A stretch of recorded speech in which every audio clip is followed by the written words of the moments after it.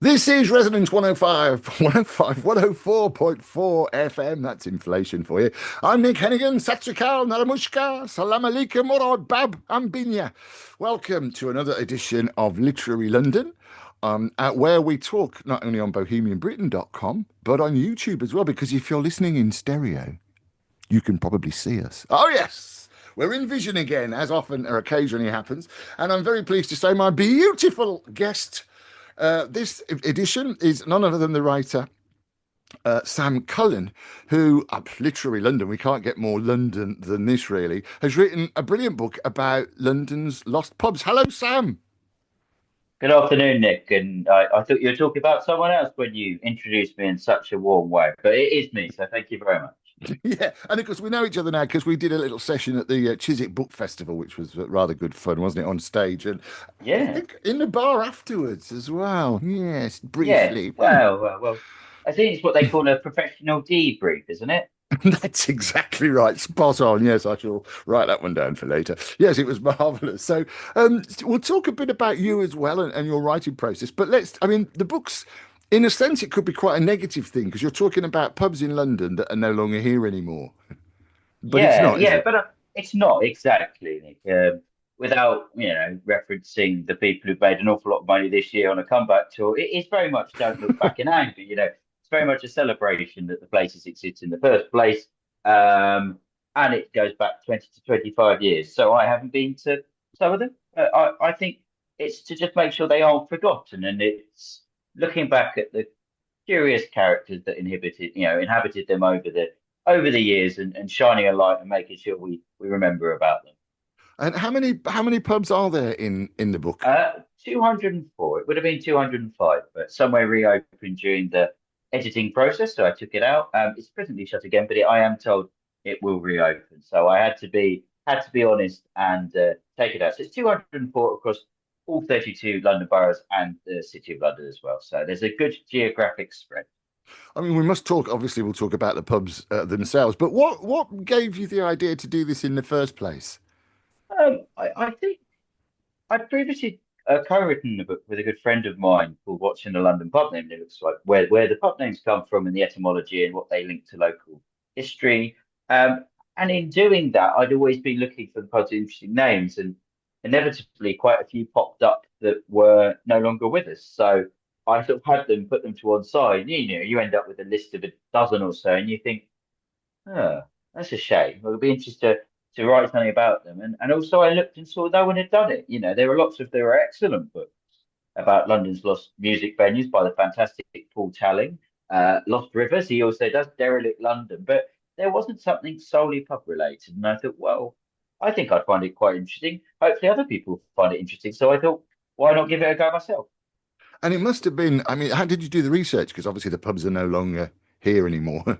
It was a mixture of I leapt back through the archives and looked at quite a few what I call classic pub review books going back from the 30s onwards. And that would give you quite some of the flavour of some of the colourful ones that are no longer with us, because the ones that would pop up and you'd be able to sort of say what someone said in the 60s and 70s. Places like the Red Lion on Waverton Street in Mayfair, and then obviously much more famous ones that everyone probably could name, including one of the ones on the cover, Jack Straw's Castle up in Hampstead. But yeah, I drew on those sort of sources, sometimes firsthand, look, reached out in a not a huge, but in some occasions to sort of local Facebook groups, and people would come forward saying, "Oh, I used to go here, I used to work here." So it was always peppered, because none of the entries are simply, the old Red Lion. It opened in 1888. It shut in 2012. It's now Tesco Express. It opened during the 60s and 70s. It was famous for this. Then it closed. So there's everything's got a little bit of a story, and everyone I included had to have a little bit of colour to it. It couldn't merely be it opened, it's open for 100 years and it's shut. So they've all got a little bit of character, a little bit of a quirky tale to sort of bring them to life. And that's, of course, the attraction of the book, really, isn't it? I love the fact that you felt like you could have been there. And I gather because you say you got some first-hand experience as well, didn't you? People would be in touch Yeah, with their yeah, no, life stories, as you just said. And there was an yeah. old I mean, chap. There was an old chap who got in touch. I seem to remember you saying he the other was. Who's no, so that's sadly no longer with us. But this guy Pete Jacobs, who used to be a regular at the Cartoonist, which was in the City of London, right near Fleet Street. So that's where all the cartoonists would go from the newspapers, and it's actually named after those sort of cartoonists. And they had their annual sort of meeting there every year, and the winner of the Cartoon Society Award of the Year often got a chance to do. They changed the pub sign every year. I don't think that went on forever, but for a while they did that, and then they had a party one year where they brought a bear in. That a bear had been in an advert that had escaped, so that was the cartoon of the year, and they This were was a 30 real, a minutes. real, a real A live real bear. bear, Grr, grr, yeah, yeah. And it was grr. about 30, they were 30 minutes away from being arrested by the City of London police under like the Dangerous Animals Act before they put it back in its cage, as it was just right, here in this pub just off Fleet Street. So yeah, he got in touch and recounted what it was like there, and told me some of the stories. So that it's really touching, it's really nice to sort of. 'Cause a lot of it is it's social history, Yeah. it's how it connected to communities and stuff. So that's what I really wanted to bring alive, really. And there seems to be a little bit of a political movement with, with a small p, even recently here. I mean, obviously people listen to this at various times and in various places, but in the UK at the moment, perhaps some recognition that the more connected we are with phones and, Zoom calls and things like that, the more important it is that we have that sort of face to face, or that interface, really, that kind of real. I think the princess, what's her face? The princess has just been sort of talking about how phones Yeah. isolate people, and I suppose pubs, in that sense, are perhaps. Would you say they're enjoying a bit of a renaissance I, politically, I think so. perhaps? I think so. I mean, you've got to look at. I think there's even been an announcement today about encouraging them to stay open for a couple of hours extra, and I think that's what I sometimes pick up from people who come from other countries or other cities, and they come here and they think, London is a busy, vibrant city, but our pubs close. I mean, they close later than they used to, but not many have really exploited 24-hour drinking, have they? It doesn't feel like many go much beyond 11 p.m. But you're right, there does really seem to be a real significance and interest in preserving them, as community assets, as many of them are indeed designated as a community value, which gives doesn't always work, but it gives the community a fighting chance of hanging on to it and avoiding it being, converted into something else. Yeah, I suppose it's excuse me. It's always this. What people tend to think about with pubs is drinking, of course, which of course is what Yeah, that's what they're there for, and that's how they make their money. But there are, I mean, in my experience, as I run a thing called the London Literary Pub Crawl, as you know, and that attracts people every week, and the reputation of British pubs really across the world is quite special. I mean, it took me by surprise when I first started doing the literary pub crawl. I mean, not just the fact that we're in pubs where all these kind of famous writers used to sit and drink and create, perhaps, but there's a real warmth. I mean, particularly North America. A lot of Americans will come here for the British pub experience, and I suppose it's something that we should perhaps be aware of. It's not just about the booze, really, is it? And I no, must ask you as well.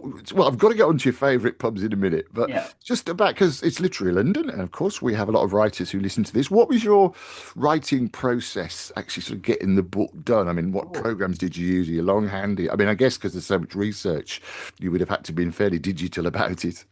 yeah, it was.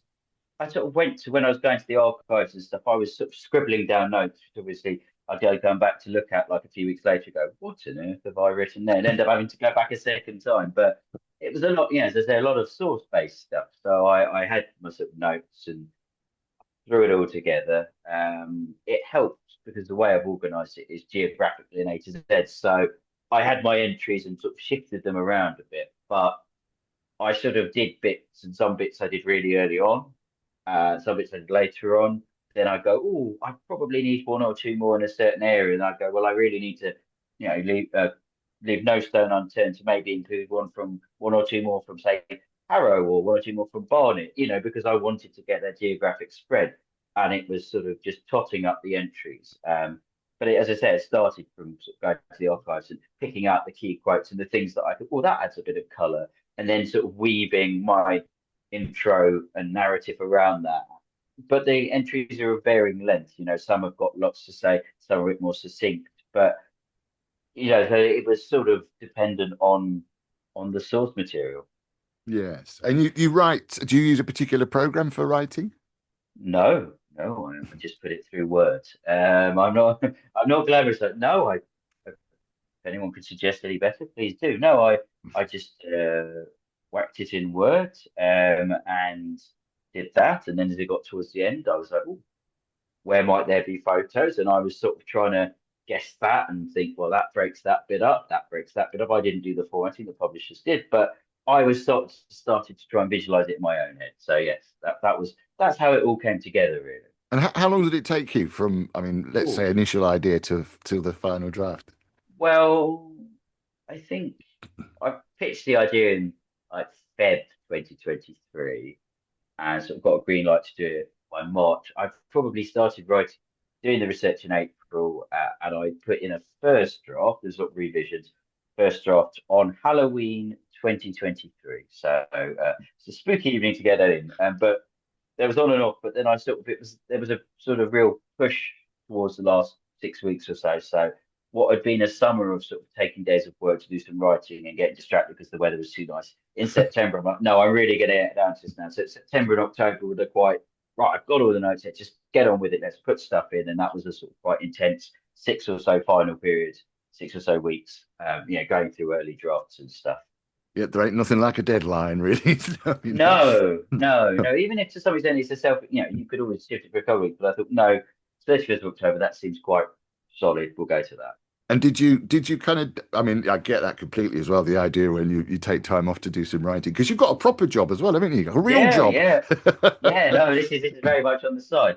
But yes, so we sort of tried to do potato, but you sort of sometimes if you take time off and just have a whole day off, you don't really get much done anyway. So in the end, weekends were my, being quite disciplined on a Saturday morning and sort of thinking, let's just crack on and do because it's only a finite amount, as I'm sure everyone from listening that you can do in a day. And sometimes it helps to have the structure of doing something else first, doesn't it? Whereas if you give yourself the whole day free, then you end up procrastinating. Whereas at least got to do this between 10 and 2 or 10 and 3, then go off to do something else. Yeah, because sometimes you might not have the right cup of coffee, for instance. You might be in the wrong.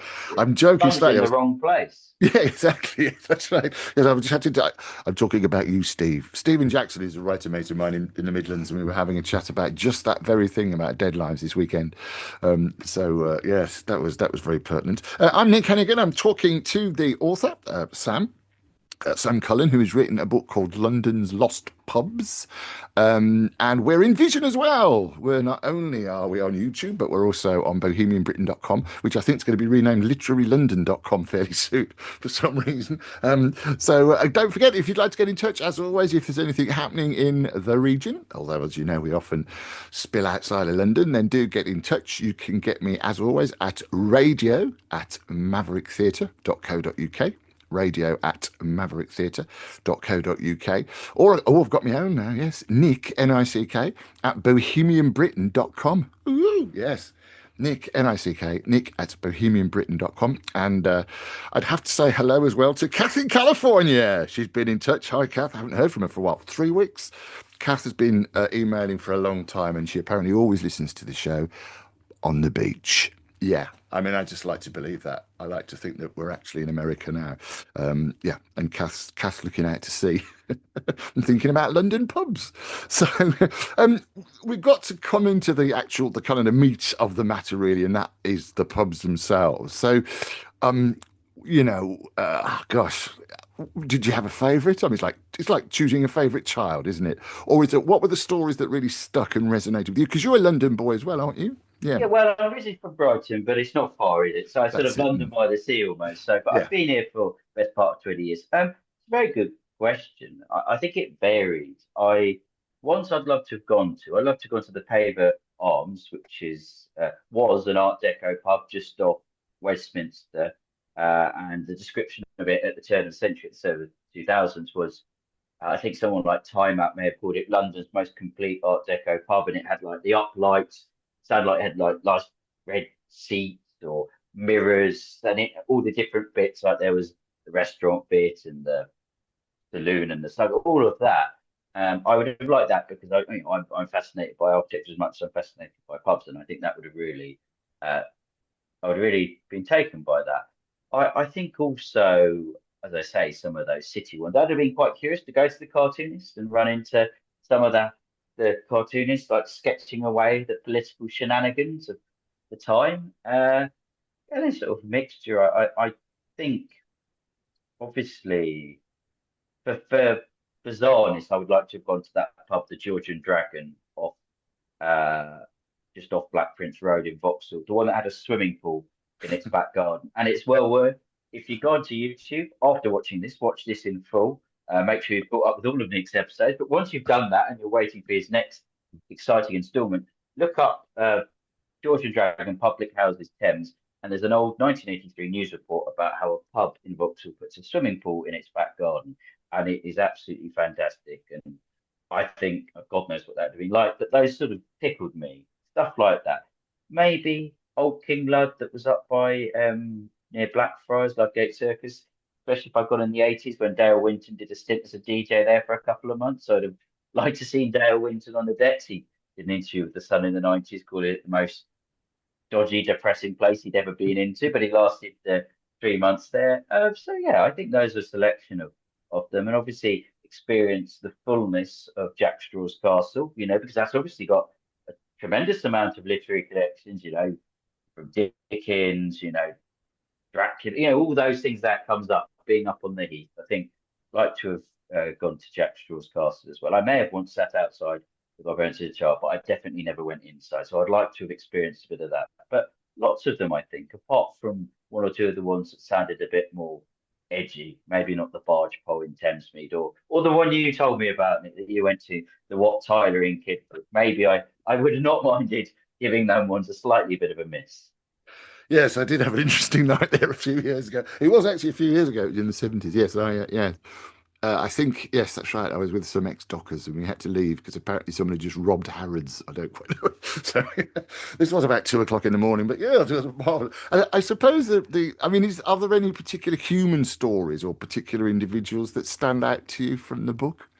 There was one that jumped out, and this was a pub in Chelsea that I think would be quite interesting to go to, called The Man in the Moon. It had a theatre upstairs, so it would have appealed to you, and it sounded very ornate. But I picked it a couple of references to various Evening Standard pub guides. They did some in the 90s.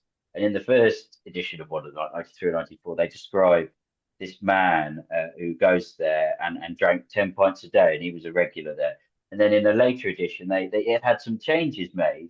So he didn't drink 10 pints a day there anymore. He'd taken his custom elsewhere. But I sublime, I mean, the fortitude he must have had at this sort of it didn't say if he subsequently went to the shows. I'm not sure whether the performers upstairs would have welcomed the presence of him there after his 10 pints. But yeah, you sort of get that sense of some of the characters involved and the people that frequented these places. Probably more those the sort of locals rather than as fun as it would have been to someone like the Intrepid Fox, in Soho, where apparently Mick Jagger and Rod Stewart almost came to blows over band members when Rod Stewart thought, I think it was Mick Jones being poached from the Small Faces to join the Rolling Stones. I mean, it would be interesting to see them almost coming to blows in the pub. But yes, yeah, I think that would also be quite interesting in its own way.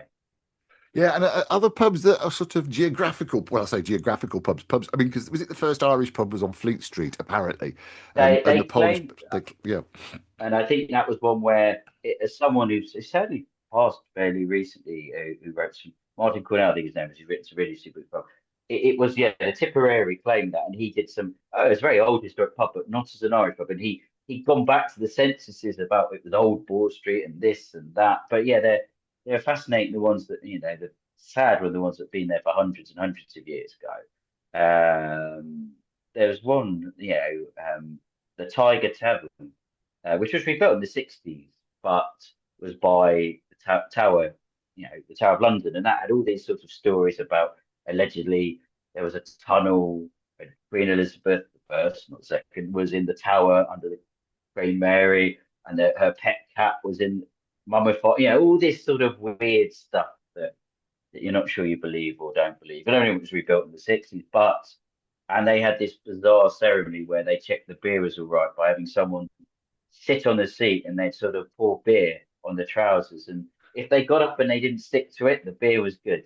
And if they did stick to it, or vice versa. But there was definitely something whereby I think the Lord Mayor of London may or may not have been involved, but it definitely, maybe there was some sort of guild for beer and the guild, but yeah, this happened in this Tiger Tavern. So all the sort of funny, sort of customs that happened in some of these places. I think would have been quite fun to see. And then one that actually wasn't too far from, we just referenced Chiswick. There was a pub in Chiswick called the Coach and Horses.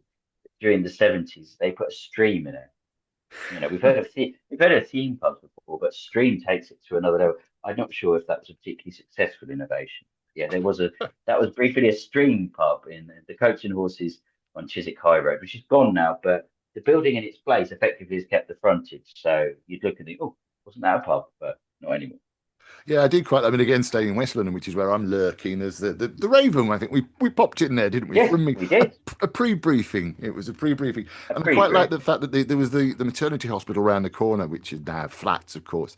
And one of the owners, I think, probably in the '60s, opened a book because the husbands tended not to be there for the birth of the child. They'd be in the pub. And he actually got this kind of, I forget what they call it now, a stalk book. They've actually still got them. They've still got records Yeah, of the people that were in there. And I think Zach Stark even, I think Ringo Starr was even in there blimey. at one point and signed it. And again, it was just a lovely little thing that again, like you say, from the social history point of view, Yeah. is quite important.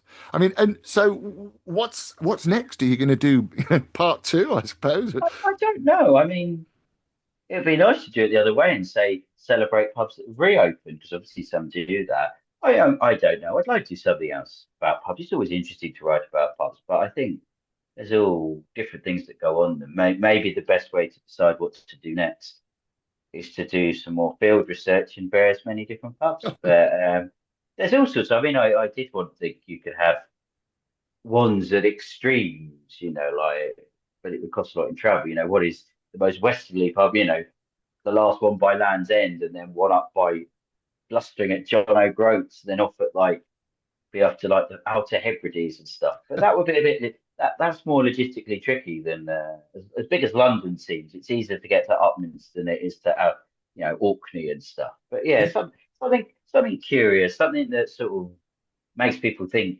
Encourages people to go to the pub, but it also makes them think about, because as you say, it's not just it is so much of a drink if you want it to be, but it can be plenty more than that if you want that as well. Yes, I mean, we do a Shakespeare's birthday pub crawl, which is slightly surreal because, of course, we don't know a whole lot about Shakespeare anyway. But we start around the South Bank and the Tabard Theatre, of course, where the short Chaucer Yeah, started off. And then we end up at the what's it? The black, not the black, by the tube station. It's the the Friar, Black Friar. Blimey, I the knew I'd Black get for there. excellent. Yeah, Yeah, near Blackfriars. And I was quite, I mean, the thing that struck me when I first saw that, when I was doing the research for the Shakespeare tour, was its shape, because it's like a it's a wedge. wedge, isn't it? Yeah, Exactly. and Yeah. of course, there's nothing around it No. that makes it need to be a wedge. And of course, I found out then that, of course, it's because the whole area was redeveloped, but the pubs managed to survive. And Yeah. I gather it was they were going to knock that down as well, weren't they, at one point, apparently? And it was I think that was saved by bitumen, John wasn't it? I Betjeman, think. yeah, Yeah. No. yeah, No. the poet laureate as well, and it is Yeah. beautiful inside. I mean, if you It get a is chance fantastic. to That go. back room, isn't it? That you. I don't want to say too much because I like people to have that sense of wonder when you go in and you look at what I'm not now going to describe. But people do go into the back room, do go into the back room, admire it, and then chuckle at the details. But it is quite something. But watch yourself when you get the steps down to the toilet because they are a bit tight. Yes, there is that. That's the other thing, isn't it? London pubs. Yes, I know. I think there's a bylaw in Birmingham which means the toilets have to be on the same level. I don't quite know where that's come from, but yes, you can. It's if you've had a fairly heavy night, occasionally they are a little bit cosy. But it's yes, and of course the yes, the Blackfriars is a lovely place to go to. Are there any others favourites that you've got at the moment that are still That are still running? with us. Yeah, I think I mean, I'd love to live up there, but there's a couple of nice ones I'm really fond of up in Highgate. There's a very nice pub called The Restless in Highgate, which is very pleasant. It's also by obviously a very nice 30s sort of modernist, sort of Art Deco block of flats. And I think the dream would be live in that and have The Restless as your local. I love the Grapes is great in Limehouse, the one that's co-owned by Ian McKellen. And you yeah, might see him on occasion doing the pub quiz. That's great. Representing, obviously, I quite like the really nice pub in Putney called the Bricklayers Arms, where you can get all the Tim Taylor landlord beers for the listeners up in Yorkshire. Representing, that's a really nice mix, and it's a mix of all ages. Like you've got your ale fans and your younger folk, and I think that's also my favourite type of pub, where you get that whole microcosm of people coming together. And I guess another one to say that we're going to the autumn. The Plume of Feathers in Greenwich, just by the edge of Greenwich Park, is a cracking pub. It's got a lovely little garden, cracking cosy inside, and a slightly moody but very adorable pub cat called Matey. You've got to watch yourself with him. Don't stroke him if he doesn't want you to stroke him. But yeah, the Plume of Feathers in Greenwich is good because also it's a little bit further away from, because if you're right by the Cutty Sark, those get absolutely rammed. Understandably with tourists. If you go up more towards Maze Hill Station, you'll find the Plume of Feathers, and that's a cracking pub, well worth a visit. Yes, the Raven has a slightly difficult pub cat as well, by all Yeah, accounts. Well, that's brilliant. Oh, thank you. Thanks so much for this. So the book is called London's Lost Pubs. It's by Sam Cullen. And where can we get hold of it? And who's published it? You got the details, Sam? it's published by White Owl, who are part of Pen and Sword, so you find it on the Pen and Sword website, as well as being available from there. It's about 20 odd Waterstones across London. So if you live in London, you might find it at your local Waterstones. It's in a handful of Daunt, other independent bookshops as well, and obviously online through via the usual suspects. But if you don't want to support sending Katy Perry into space again, then maybe support a more local thing. But you can get it in plenty of places across London. And any information? Have you got your own website, Sam? I forgot to ask you this. I haven't. So you might find me on sort Okay. of social media on X for my sins, and if you do find me on there, um, and if you do get the book, I'm always curious about what stories touch people the most because I know what my favourites are. But the interesting thing about doing this is the ones that capture other people's imagination, and that's what I'm just so curious about. So if anyone, if people buy it, do let me know which ones touch you or which ones you had a bit of personal connection to. Brilliant. Thanks, Sam. And of course, if you want to get in touch here, you can. Radio at mavericktheatre.co.uk. If you've got a favourite pub, radio at mavericktheatre.co.uk. Or you can get me now personally, Nick at bohemianbritain.com. Nick, Nick at bohemianbritain.com. And that's all we've got time for. Thank you so much for your time and your talent, Sam. It's a fantastic book. I loved reading it. And I shall see you next time. I'm Nick Hennegan. This is Literary London, not only on bohemianbritain.com. We're in Vision, of course, on YouTube and in bohemianbritain.com, but chiefly Literary London on Residence 104.4 FM.